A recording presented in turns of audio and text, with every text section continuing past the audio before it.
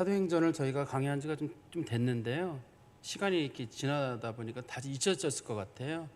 사도행전은 어떻게 시작됐냐면 예수님께서 부활하시기 전부터 제자들에게 계속 말씀하신 것이 내가 너희들에게 성령을 보내리라 라는 말씀을 계속 하셨어요. 그리고 제자들에게 말씀하시기를 성령을 받으라 라고 계속 말씀하셨는데, 예수님께서 부활 승천하시고 나서도 제자들에게 똑같은 말씀을 하셨습니다. 너희들이 몇 날이 못되어 성령을 받으리라 이렇게 말씀하셨고, 예수님 부활하시고 나서 얼마 지난 후에 성경적으로 봤을 때는 한 4, 50일 정도 지났어요. 오순절 날이니까요. 예수님의 제자들과 그 다음에 예수님을 따르던 많은 사람들이 모였습니다. 성경에서는 그 숫자가 한 120명쯤 됐다고 되어 있는데요. 그 사람들이 모여서 합심으로 기도할 때 하나님의 성령이 그들에게 강력하게 임했습니다. 이 성령의 임함의 목적은 뭐냐면 예수님의 사역이, 예수님께서 이루셨던 지상에서의 사역이 완벽하게 끝났다는 뜻이에요. 예수님이 원하시고자 하는 구원의 역사 사역이 잘 마쳤다는 뜻이고, 그리고 그것이 사실임을 증언하는 일을 위해서 성령께서 보냄을 받았다. 이게 이제 성령 강림의 핵심적인 내용이죠. 이 성령 강림 사건을 통해 가지고 하나님께서는 크게 세 가지 방향으로 하나님의 일을 하시게 되는데, 첫 번째는 성령 강림 그 순간에 예수님의 제자들과 예수님을 따르던 많은 사람들이 성령의 충만함 가운데서 여러 나라 말로 복음을 전하게 됐습니다. 우리 성경에 보면 나오잖아요. 사람들이 각각 난 곳 방언으로 우리가 전하는 것을 듣는도다 이렇게 말하는 것처럼 여러 사람들이 모였는데 듣는 사람마다 전부 다 다른 나라 말로, 자기 말로 듣는 거예요. 이 말이. 우리는 그걸 두 가지 정도로 이해할 수 있겠죠. 하나는 이 사람들이 외국어로 했든지, 아니면 전하는 사람은 그냥 평범하게 전했는데 듣는 사람의 귀에 그렇게 들렸든지, 둘 중에 하나예요. 어떻든 간에 하나님께서는 이 사람들이 각각 자기가 태어난 나라의 말로 듣도록 그런 은혜를 주셨어요. 그러니까 그때 받은 걸 방언이라고 표현하기보다는 성경적인 내용으로 봤을 때는 예언의 은사라고 보는 게 좋아요. 성경에서 원래 예언의 은사란 말했듯이 하나님 말씀을 전하는 걸 예언의 은사라고 하거든요, 일반적으로. 그게 이제 성령 강림의 첫 번째 목적이었어요. 말씀을 난고 방언으로 말씀을 전하게 하는 것이었고, 두 번째는 성령 받고 나서 예수님의 제자들의 성품이 바뀌었어요. 다들 이기적이었던 사람들인데 사람들이 자기 물건을 내놨습니다. 우리 같이 삽시다. 나 혼자 먹고 살지 말고 같이 삽시다. 왜 이걸 할 수 있었냐면, 성령의 감동도 있었지만 예수님의 제자들이 하나같이 예수님이 금방 오시리라고 생각을 했습니다. 금방 오시리라고 생각을 했기 때문에 재산을 쌓아두고 모아두는 것 자체가 이게 무의미한 일이에요. 그때는 가장 큰 죄가 초대교회 성도들이 제일 큰 죄로 생각했던 게 어떤 거냐면 두 가지예요. 일반적으로 초대교회의 죄는 우리 기록에 보면 첫 번째가 음행을 제일 큰 죄로 봤고, 첫 번째. 두 번째는 주님이 부르셨을 때 재산이 남아있는 것.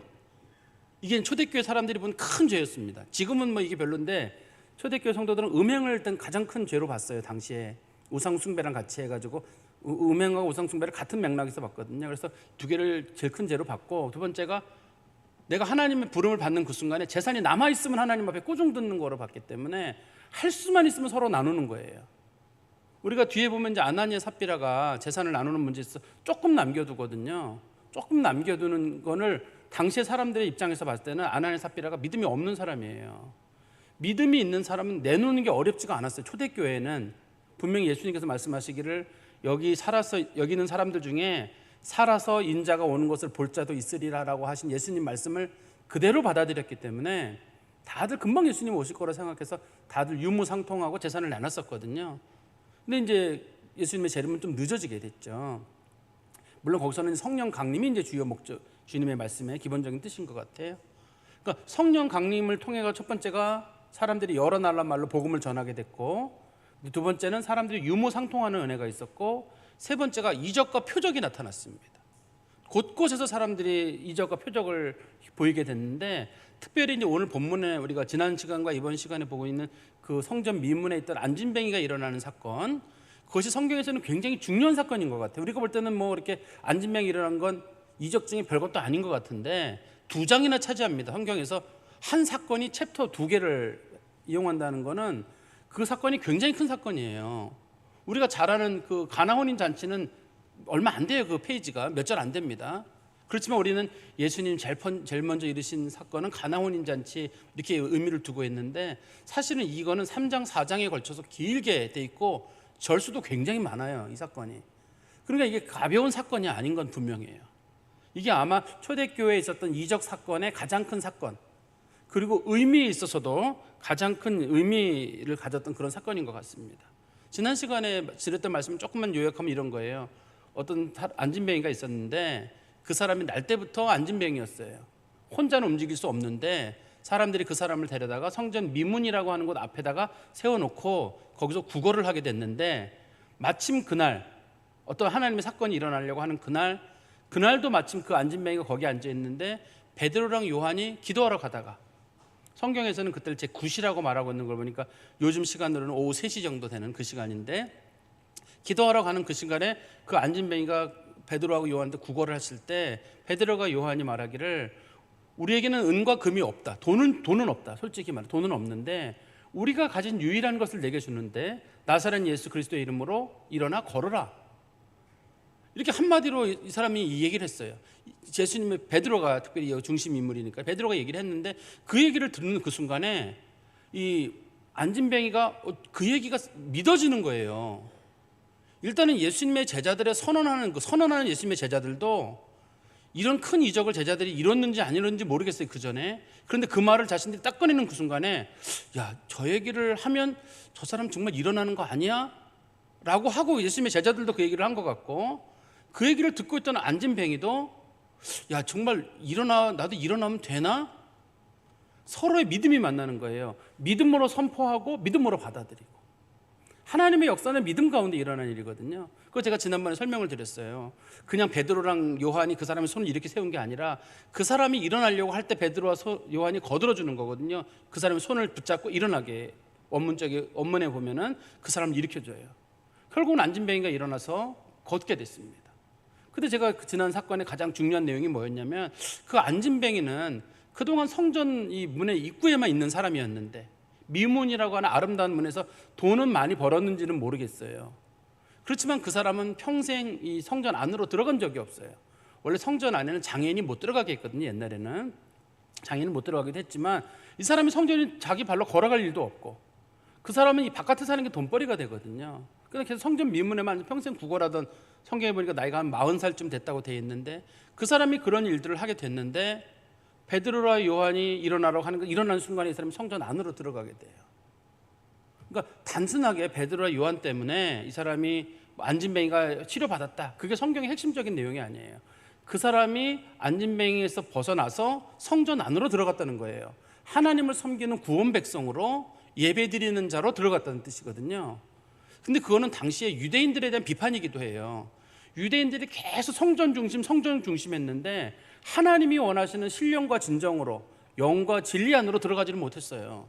계속 성전은 닦고, 성전은 잘 만들고, 성전은 세련되게 하고, 법은 지킨다고 했는데 하나님의 말씀 깊은 곳, 성소, 지성소, 거기까지 들어가지 못하고 하나님을 기뻐하시는 일을 하지 못하고 있었거든요.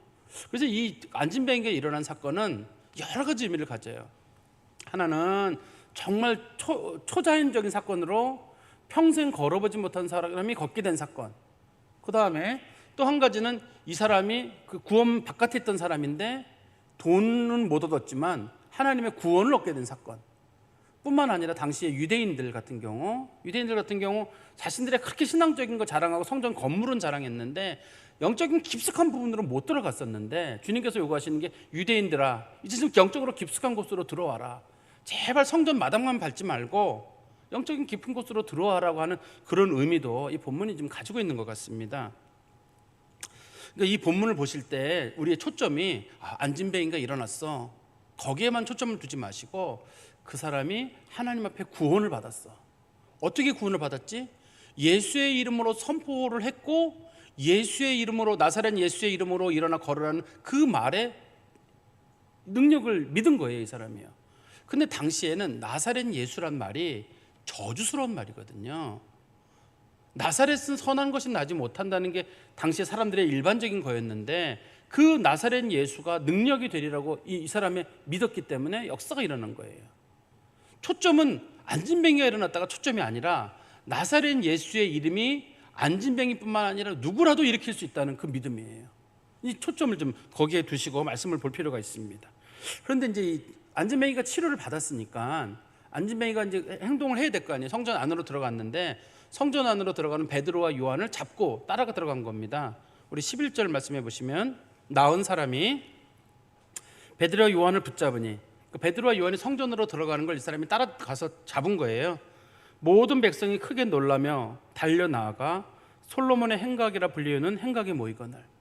이 솔로몬의 행각은 어디에 있냐면 예루살렘 성전에 들어갈 때 미문에 들어가잖아요. 미문 들어가면 미문에 2층이 있어요.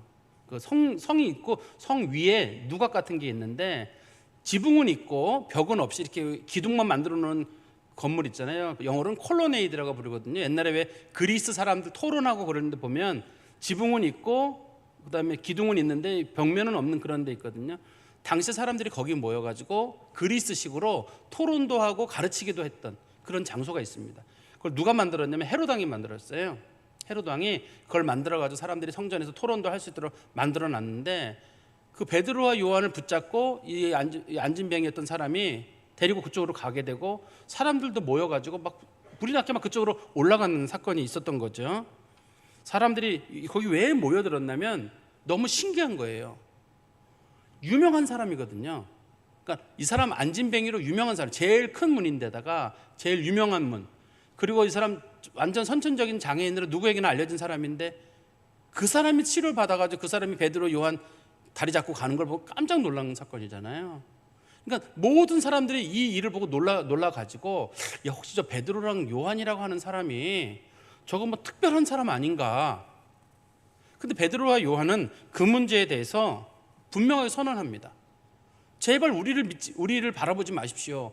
우리가 치료한 거 아닙니다. 다시 한번 우리 말씀 볼까요? 12절 말씀해 보시면 베드로가 이것을 보고 백성에게 말하되 이스라엘 사람들아 이 일을 왜 놀랍게 여기느냐. 우리 개인의 권능과 경건으로 이 사람을 걷게 한 것처럼 왜 우리를 주목하느냐.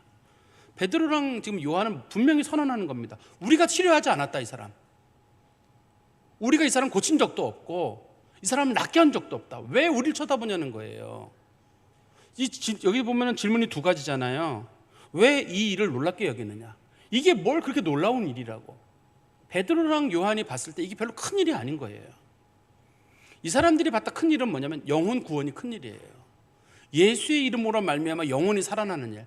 하나님의 아들 예수 그리스도가 십자가를 지시고 부활하시고 승천하시면서 그를 성령을 통해서 구원하시기란 백성을 구원하시는 일, 그게 병고침을 받는 것보다 훨씬 큰 일이에요. 근데 많은 사람들이 어디에 무게를 두냐면 병 고치는 은사, 죽은 자를 살리는 은사, 안진뱅이가 일어나는 은사, 막 거기에만 무게를 두는데 더 큰 은사는 영혼 구원이에요. 하나님께서 지옥 백성 될 사람들을 건져내는 영혼 구원의 역사가 크기 때문에 여기서 그런 질문하는 거예요. 왜 이런 일 가지고 쳐다보느냐. 이게 뭘 큰 일이라고. 더 큰 일도 얼마든지 있을 것인데 뒤에 가면 더 큰 일도 나옵니다. 예수님의 제자들이 말하지 않아도 그저 그들이 사용하던 수건만 하나, 그들의 그림자만 스쳐도 병이 낫는 일이 생기게 되거든요. 뒤에 가면은 아무 일도 아닌 거예요. 이런 이적들은. 이런 이적에 초점을 두지 말아달라고 부탁을 하고, 두 번째는 우리 개인의 권능과 경건으로 이 사람을 걷게 한 것처럼 왜 우리를 주목하느냐. 왜 우리를 자꾸 쳐다보냐는 거예요. 내가 고쳤냐. 어떤 사람들은 그런 생각을 해요. 누가 병을 고치면 내가 기도를 많이 해서, 내가 특별히 경건해서, 혹은 요즘은 그런 일이 많지 않지만 과거에 어느 기도원에 가면, 뭐 우리나라의 뭐 할렐루야 기도원에, 뭐 삼각산 기도원에, 거기 기도 잘하시는 전도사님이 있는데, 잘하시는 권사님이 있는데 그분에게 손 한 번 얹으면 이제 병이 낫는다. 우리 한참 유행했던 거 기억나시죠? 또 저기 뭐 한월산 기도원이 어떻고, 저기 뭐 우리 신해산 기도원이 어떻고, 우리 아마 뭐 그런 얘기들 많이 기억나실 거예요. 근데 여기서 분명히 선언하고 있습니다. 뭐라고 선언하고 있냐면, 제발 병 고치는 은사가 사람에게 있다고 보지 마십시오. 병 고치는 은사는 사람에게서 나타나는 능력이 아니에요. 그런데 이거를 병을 고치는 사람도 그렇고 그 고침을 받은 사람도 그렇고 착각하는 경우가 있어요.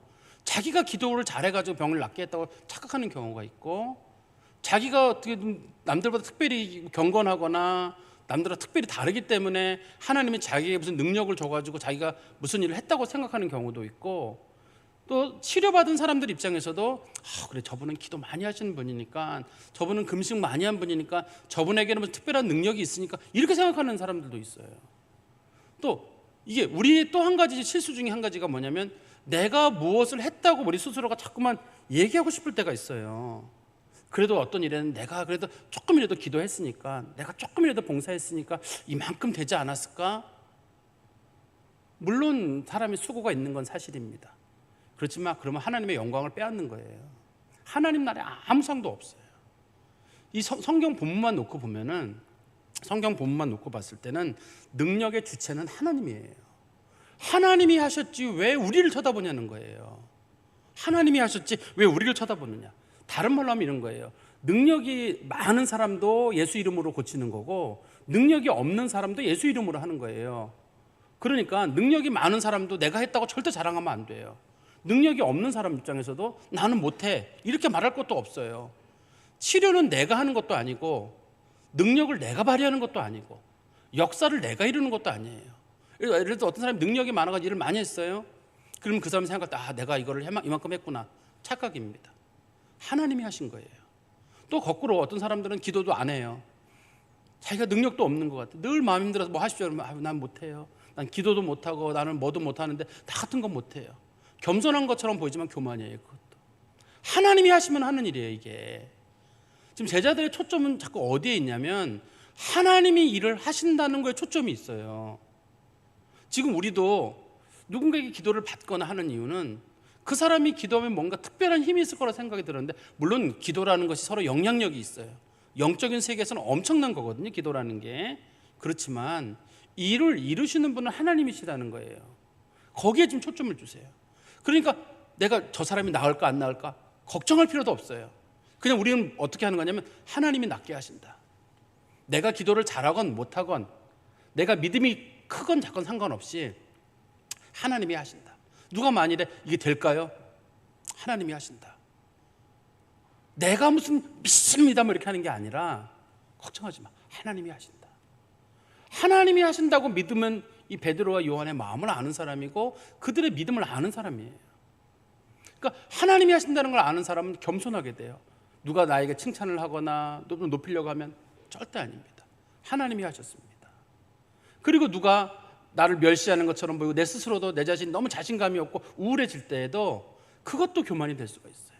하나님이 하신다는데 왜 내가 능력이 있고 기도하고 기도 많이 못하고, 하나님이 기도 못한 사람도 많이 쓰거든요. 하나님이 하실 때는 그 사람의 경건과 그 사람의 능력이 일의 시작이 아니라고 성경이 말하잖아요.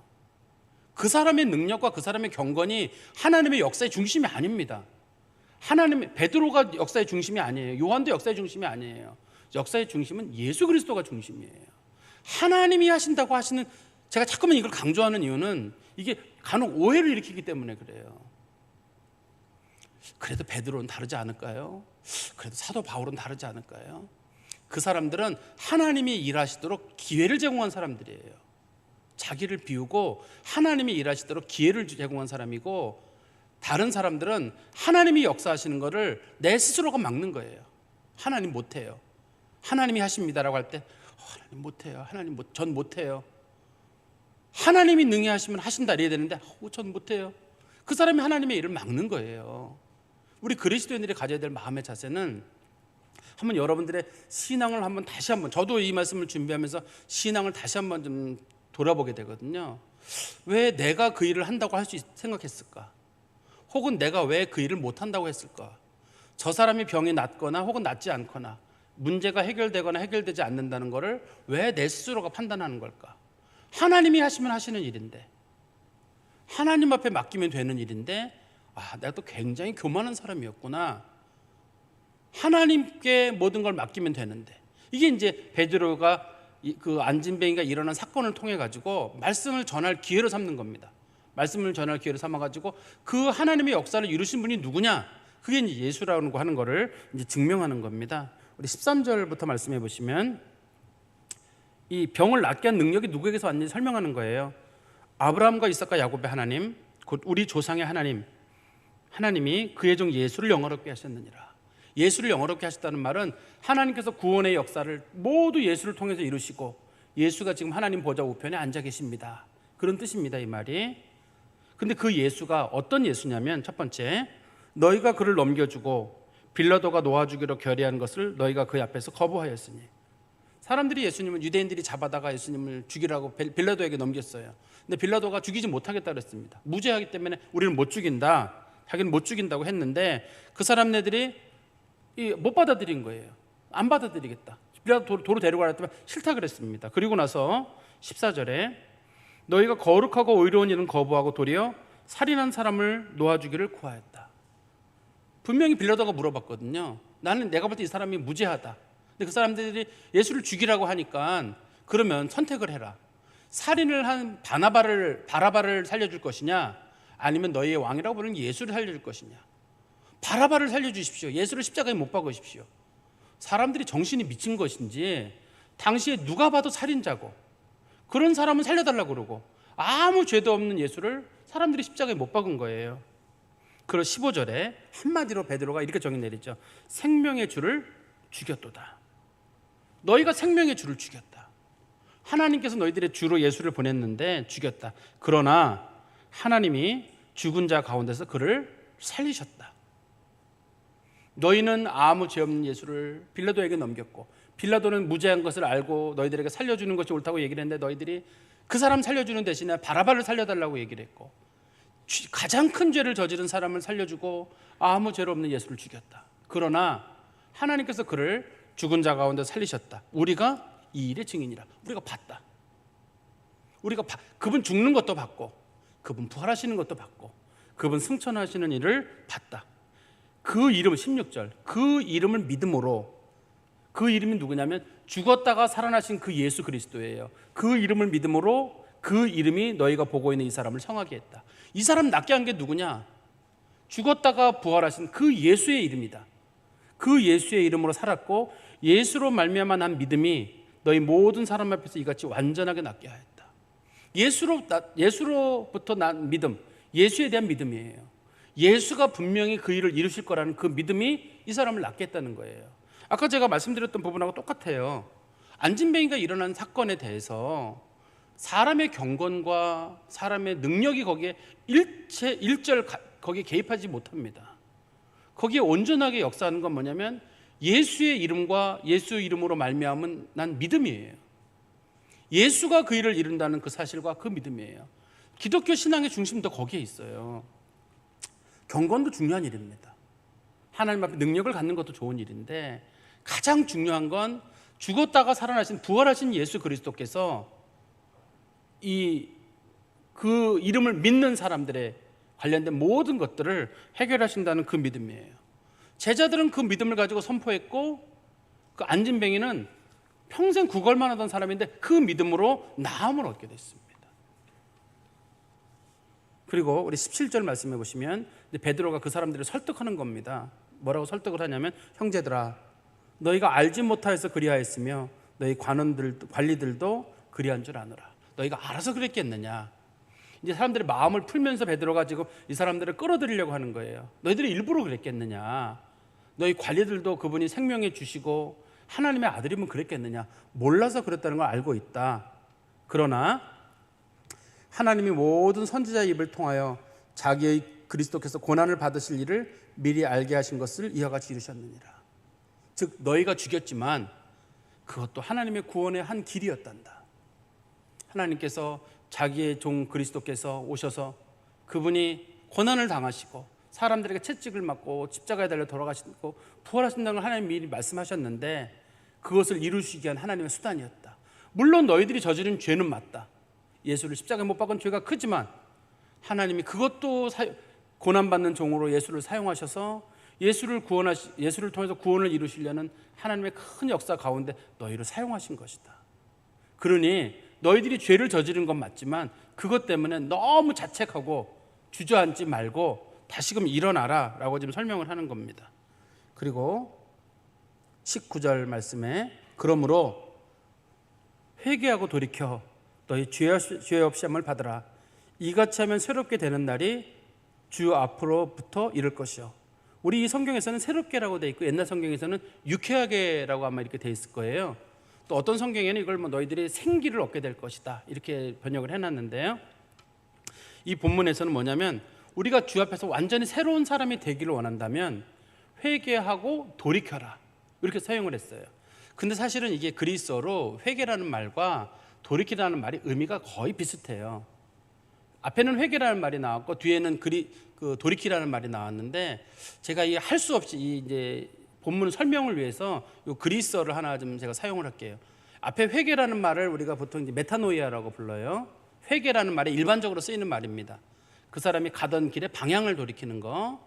그다음에 이제 뒤에 나오는 돌이킨다는 말은 에피스트레포라 그래가지고 이건 삶의 태도를 고치는 거예요. 그런데 메타노이아는 마음을 고치는 거, 속 사람의 변화가 일어나는 게 강하고, 에피스트레포는 행동을 고치는 거예요. 이 본문에서 회개하고 돌이켜 너희 죄 없음을 받으라. 너희들이 마음을 고쳐먹고 행동을 고치면 너희가 죄 사함을 받는다, 이런 뜻이잖아요. 그럼 이 말대로만 한다 그러면 뭐냐면 죄 사함을 받기 위해서는 반드시 회개를 해야 된다. 회개하지 않으면 죄 사함 못 받는다는 뜻이거든요. 근데 사실은 죄 사함의 기준은 엄밀한 의미에서는 회개라기보다는 예수 그리스도의 보혈의 공로란 말이에요. 그렇기 때문에 성경에서 회개라는 말 속에는 믿음이란 말이 그 안에 들어있어요. 회개라는 말 속에는 예수에 대한 믿음이 들어있어야 진짜 회개인 거예요. 그냥 내가 잘못했습니다, 잘못 살았습니다, 주여 잘못, 이게 아니라 예수 그리스도가 나의 주가 되신다는 그 믿음을 가지고 속마음을 고치는 게 그게 회개예요. 만약에 회개가 단순하게 죄를 고백하거나 죄를 인정하거나 뭐 이런 거라 그러면 그거는 죄사함의 기준이 될 수가 없어요. 죄사함은 항상 예수 그리스도의 보혈의 공로예요. 만약에 어떤 사람이 그래도 회개 없이는 죄사함이 없습니다, 그러면 예수가 십자가에 달려 돌아가신 게 아무 의미가 없어요. 기독교는 죄를 깨닫는 종교가 아닙니다. 예수께서 나를 위해 십자가를 지셨다는 걸 내가 믿고 그 그리스도의 공로에 내가 의지하는 거거든요. 그게 믿음이란 말이에요. 그러니까 내가 죽어라고 회개하고 수십 년 수백 년을 회개해도 죄사함을 받는 게 아니라, 죄사함을 받는 건 하나님의 아들 예수 그리스도께서 오셔서 십자가를 지고 돌아가셨다는 사실이 믿어지고 그분의 십자가로 말미암아 내 죄가 깨끗함을 얻었다는 걸 믿는 게, 그게 믿음이에요. 그게 성경에서는 말하는 믿음이고, 그게 회개의 본질이에요. 회개도 마찬가지로. 그러니까 회개라고 할 때 죄를 고백한다가 초점이 아니라 여기서는 예수 그리스도를 믿고 나의 삶의 방향을 예수 중심으로 살기로 고백하는 거예요. 그렇기 때문에 회개라는 말 속에는 믿음이란 말이 들어있는 거예요. 믿음이 빠진 회개는 회개가 아닙니다. 그리고 두 번째는 돌이켜라는 말이 그 안에 들어있어서 그 사람의 행동도 고치는 거예요. 그냥 단순하게 나는 예수 믿습니다 이렇게 하는 게 아니라 그 사람이 자기의 행동을 고치고 삶의 변화를 갖는 것, 그것이 이제 그리스도인들이 중요한 거예요. 그러니까 이 사람이 지금 베드로가 이 말을 강조하는 이유는, 베드로는 지금 사람들의 초점은 어디에 가 있냐면 안진뱅이가 일어난 사건이 전부 궁금하거든요. 안진뱅이가 어떻게 일어났느냐 도대체, 그게 궁금한데 베드로의 초점은 안진뱅이가 일어난 게 궁금한 게 아니라 안진뱅이를 일으킨 게 누구냐를 알리는 게 베드로는 중요한 거예요. 안진뱅이를 예수가 일으켰다. 안진뱅이를 예수가 일으켰고 뿐만 아니라 너희들이 영적인 안진뱅이에서 일어나서 구원 바깥에 있는 백성에서 구원 안으로 들어가려면 너희들 회개하고 돌이켜라. 안진뱅이 일어난 것보다 더 큰 사건은 구원 사건이에요. 그래서 베드로가 자꾸만 사람들이 안진뱅이 일어난 사건에 관심을 갖고 있으니까 회개하고 돌이켜 너희 죄 없음을 받으라. 이같이 하면 주 앞에서부터 너희가 새롭게 다는 일이 있다는 말은 더 중요한 거, 더 가치 있는 거는 뭐냐면 영원히 사는 거예요. 그러니까 안진뱅이 관심 두지 말고 영적인 안진뱅이, 날 때부터 죽을 수밖에 없는 그 죄인에 속하지 말고 하나님을 믿음으로 새롭게 사는 길을 가라. 그게 더 큰 기적이고 더 큰 은혜다라고 성경이 설명하는 겁니다. 그리고 우리 20절 말씀에, 근데 20절부터 26절까지 말씀을 보시다 보면은 이게 시제 때문에 가끔 문제가 헷갈려요. 이게 여러분도 성경을 읽어보시다 보면 한번 보세요. 20절에 또 주께서 너희를 위하여 예정하신 그리스도 곧 예수를 보내시리니 이렇게 돼 있잖아요. 곧 보내신다라고 돼 있지만 이 문맥의 내용을 잘 보시면 이미 보내셨다가 맞아요. 보내시리라는 말은 예수를 아직 안 보냈다가 될 것이고, 이 말씀을 읽는 분들은 이거는 성령님을 얘기하시는 건가 라고 생각하기 쉬운데 그런 맥락이 아닙니다. 그러니까 다시 보시면 하나님께서 어떻게 예수를 보내게 되셨는지 그 구원의 경륜을 지금 설명하는 거예요. 27절에 보세요. 20절, 또 주께서 너희를 위해 예정하신 그리스도 곧 예수를 보내시리니, 예수께서는 하나님께서 이미 보내시기로 영원 전에 예정하신 분이에요. 그냥 어느 날 갑자기 내가 나타나가지고 내가 하나님의 아들이다 이런 게 아니라 영원 전부터 하나님께서 예수를 보내시기로 이미 예정을 하셨고, 두 번째는 21절에 하나님께서 영원 전부터 거룩한 선지자들의 입을 통하여 말씀하신 바 만물을 회복하실 때까지는 하늘이 마땅히 그를 받아두리라. 계속 선지자들이 뭘 예언했냐면 하나님의 아들이 오신다, 하나님의 아들이 오신다고 하셨는데, 그런데 만물을 회복하는 시기, 즉 예수 그리스도께서 초림하셔서 구원을 이루시기 전까지는 그가 예수님이 하늘에 계셨어요. 하늘에 계셨다가 하나님의 때가 딱 됐을 때 그가 세상 가운데 오셨어요. 조금 설명드리면 영원전에 하나님이 예수를 보내시리라고 미리 예정을 하셨고, 선지자들을 통해서 계속 말씀을 하셨지만 예수 그리스도께서 인간의 몸을 입고 오시는 그날까지는 이 모든 예언들이 온전히 성취되지 못한 상태로 그대로 있다가 예수께서 인간의 몸을 입고 세상 가운데 오심으로 하나님의 예언이 시작이 됐다는 뜻입니다. 이게 실현이 됐다는 뜻이죠. 그리고 22절에 모세가 말하되, 모세도 뭐라고 예언을 했었냐면 주 하나님이 너희를 위하여 너희 가운데서 나 같은 선지자 하나를 세울 것이니 너희가 무엇이든지 그의 말을 들을 것이라. 누구든지 그 선지자의 말을 듣지 아니하는 자는 백성 중에서 멸망을 받으리라 하였고, 사실 이게 신명기 18장 15절하고 19절에 나오는 말씀인데 유대인들은 이거를 누구로 생각했냐면 여호수아로 생각을 했어요. 모세의 후계자인 여호수아를 생각을 해가지고 나 같은 선지자가 아마 여호수아인가 보다, 여호수아의 말을 듣지 않으면 죽는다 이렇게 생각을 했습니다. 유대인들끼리는. 그렇지만 우리 이 신약 성경에서는 이걸 어떻게 받아들이냐면, 예수님의 제자들과 예수는 이 말씀을 어떻게 설명을 했냐면 신명기 18장 15절과 19절에 나오는 나 같은 선지자가 바로 예수 그리스도다. 그를 믿지 않는 사람은 반드시 멸망을 받는다. 사실 여호수아 따르지 않았다고 멸망받는 거 아니거든요.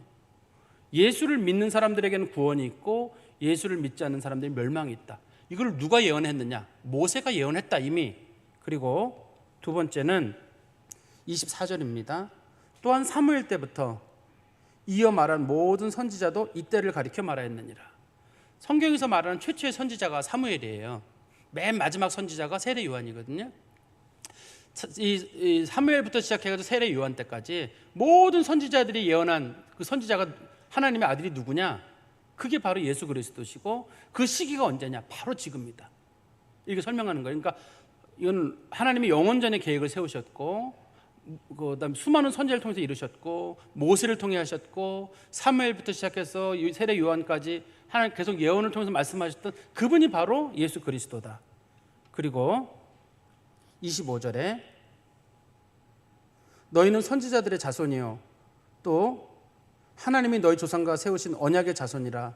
아브라함에게 이르시기를 땅의 모든 족속이 너의 씨로 말미암아 복을 받으리라 하셨으니 하나님이 그 종을 세워 복 주시려고 너희에게 먼저 보내사 너희로 하여금 돌이켜 각각 그 악함을 버리게 하셨느니라.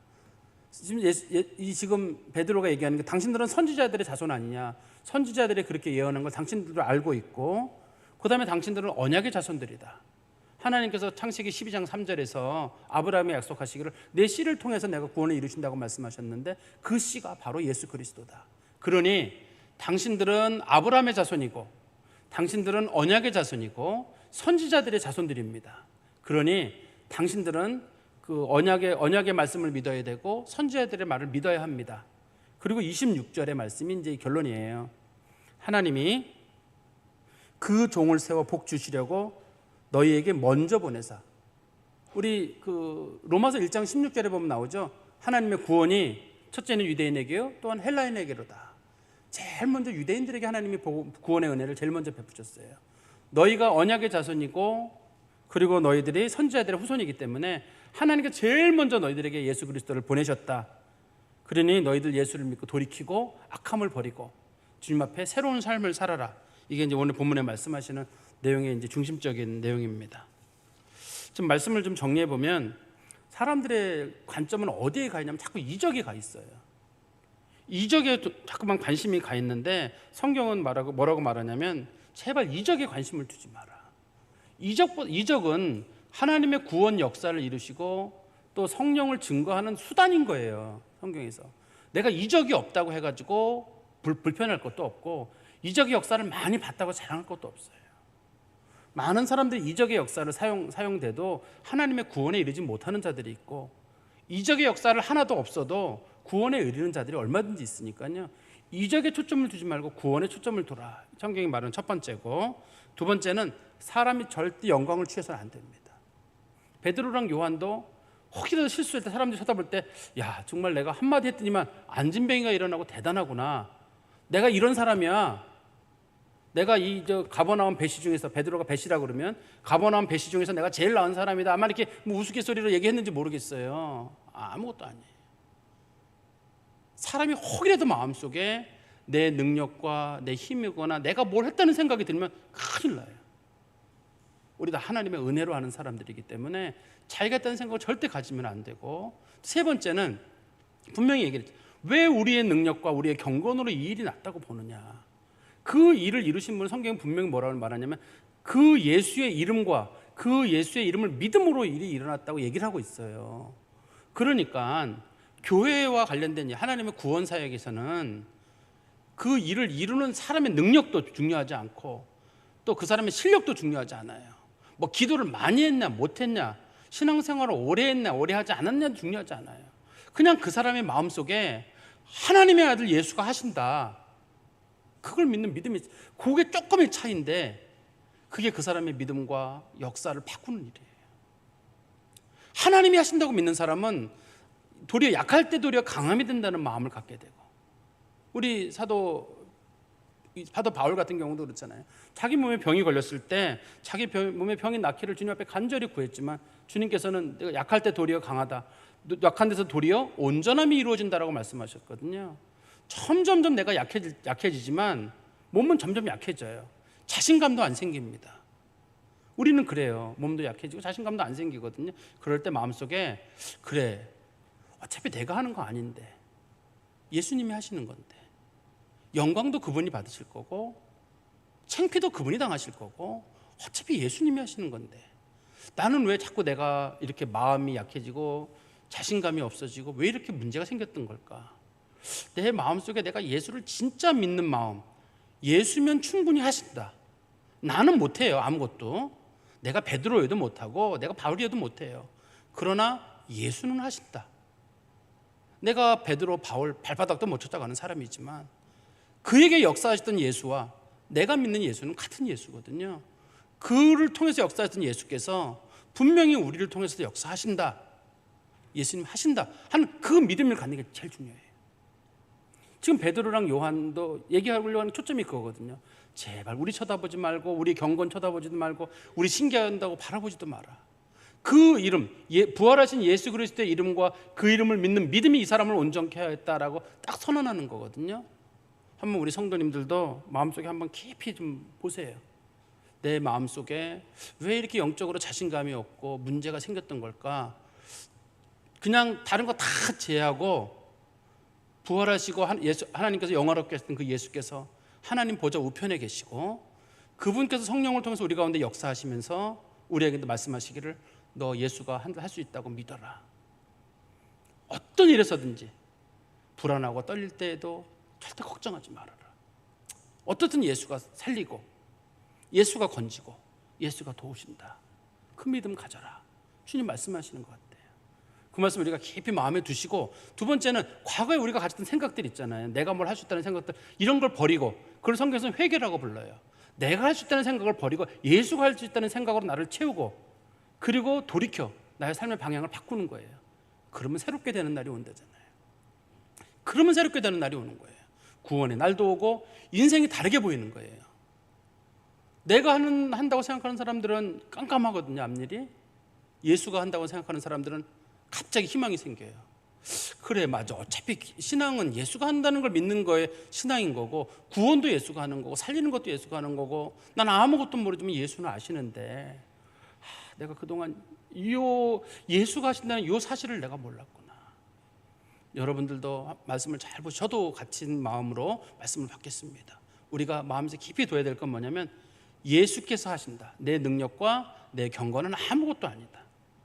내가 지금 해야 될 것은 예수께서 하신다는 사실을 믿고 그분을 인정하고 그분에게 자리를 내어드리고 나는 그냥 앉아서 기다리는 것이다.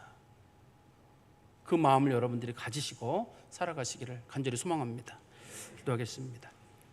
하나님 아버지, 주께서 베드로와 요한에게 주셨던 그 고백을 저희 가운데도 주시고, 우리의 능력과 우리의 경건이 아니라 죽었다가 살아나셔서 하나님 보좌 우편에 앉으시고 하늘과 땅에 있는 모든 권세를 가지신 하나님의 아들 예수 그리스도께서 모든 것을 하시고 모든 것을 온전하게 하시며, 심지어는 전혀 불가능한 40년 이상 된 안진뱅이도 일으키시는 은혜가 있음을 저희가 믿게 하여 주시옵소서.